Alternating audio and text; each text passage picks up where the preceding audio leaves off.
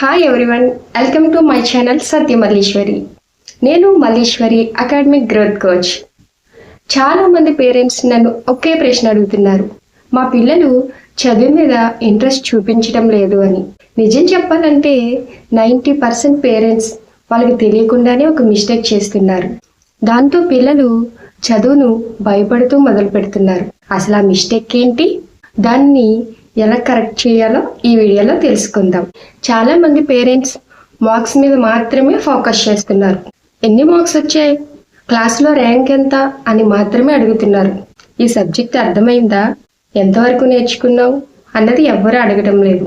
దీంతో పిల్లలకు చదువు అంటే లెర్నింగ్ కోసం కాదు అని భయపడుతూ చదవడం మొదలు పెడుతున్నారు. ఒక చిన్న ఎగ్జాంపుల్ చెప్పుకుందాం. ఒక స్టూడెంట్ 60 మార్క్స్ తెచ్చుకున్నాడు అనుకోండి. వెంటనే వాళ్ళ పేరెంట్ ఏమంటారు, 90 మార్క్స్ ఎందుకు రాలేదు అని అడుగుతారు.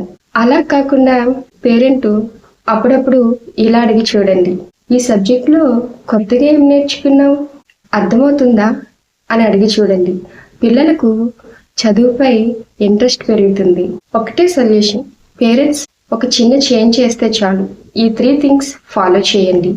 1, పిల్లల్ని మార్క్స్ కాకుండా లెర్నింగ్ని అప్రిషియేట్ చేయండి. 2, పిల్లలకు డైలీ స్టడీ హ్యాబిట్స్ ఇంప్రూవ్ చేయండి. 3వదిగా పిల్లలను కంపేర్ చేయకండి. ఈ 3 చేంజెస్ చేయడం వల్ల పిల్లలకు చదువుపై ఇంట్రెస్ట్ పెరుగుతుంది. పేరెంట్స్ ఫైనల్గా గుర్తుపెట్టుకోవాల్సింది ఒక్కటే, మార్క్స్ టెంపరీ, లెర్నింగ్ పర్మనెంట్. పిల్లలు అకాడమిక్ గ్రోత్ ఛాంపియన్ కావాలంటే పిల్లలకు ప్రెజర్ కాదు, సరైన స్టడీ గైడెన్స్ అవసరం. ఇలా చేయడం వల్ల పిల్లలకు చదువుపై ఇంట్రెస్ట్ పెరుగుతుంది. వాళ్ళ కాన్సన్ట్రేషన్ పెరగడం వల్ల ఫోకస్ కూడా పెరుగుతుంది. ఇలాంటి అకాడమిక్ గ్రోత్ టిప్స్ కోసం ఫాలో చేయండి. Thank you.